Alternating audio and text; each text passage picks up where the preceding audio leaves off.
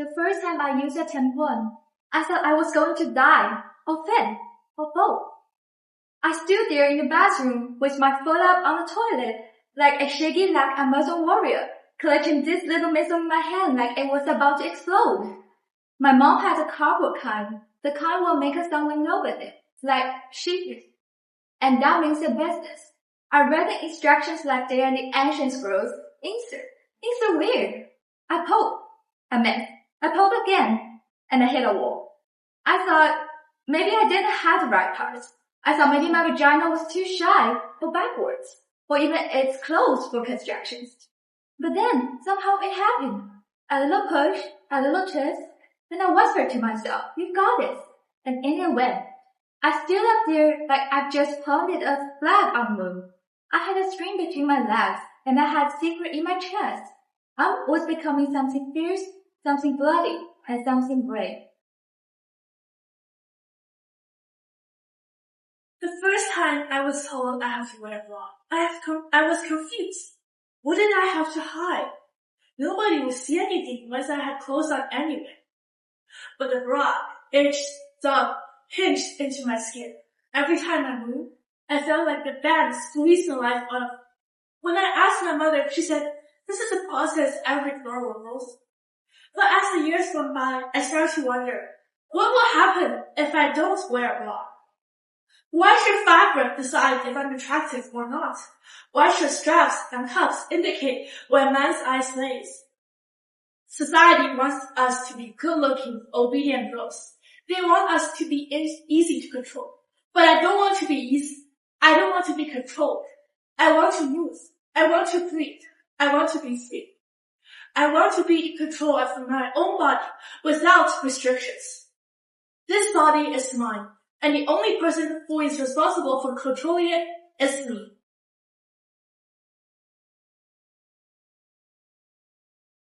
Could you lose some weight? Pay attention to your image. A girl's appearance is very important. Every day, those words echo in my ear, like a spell, like a curse. I hear them at breakfast, at lunch, in the mirror, in my sleep. They bind me, tighten around me, until all I can think of is shrinking, shrinking, shrinking. My life reduced to a number. My body reduced to an enemy. Losing weight, my only religion. And then one day, I saw her. A girl, not so slender, dancing in the video. Her body full of joy, her face full of freedom, her whole being shouting satisfaction. And something crashed inside her. Was thinness really the measure of worth? Was smallness really my only destiny? No. I started running, not to raise myself, but to fuel myself.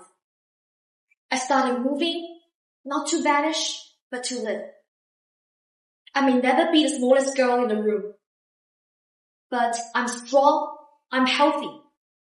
And this body is mine, and I'm proud of it. Not skinny and delicate. I'm not fat either. Somehow I'm just in between. My mom says I have a very great build, but I wonder if it's true or is it just what mothers say. I noticed how my legs bulged and strained in the jeans, and then screamed, and as if it's in agony. I noticed how my chest curved into this very plump shape, and my collarbones framing it as if a spotlight that I'd never intentioned before.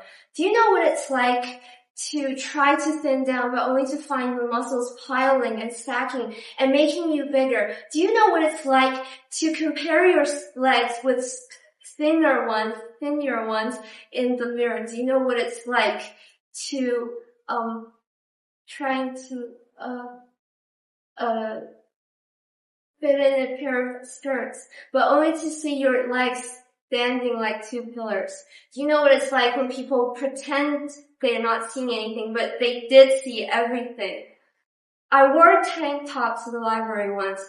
A man, probably in his 40s or 50s, sat right next to me, though the room was entirely empty. He stared at me, shamelessly, openly. I wanted to cry, but I wanted to gouge out his eyes. I wanted to escape, but it's just me but I thought it was just me being too sensitive. I wonder whether those shapes are not something to be proud of. Maybe they're just weight. Maybe they're just shame. Sometimes I wonder what it's like to be invisible. I feel like my body's too loud, my legs too thick, and my chest's too heavy.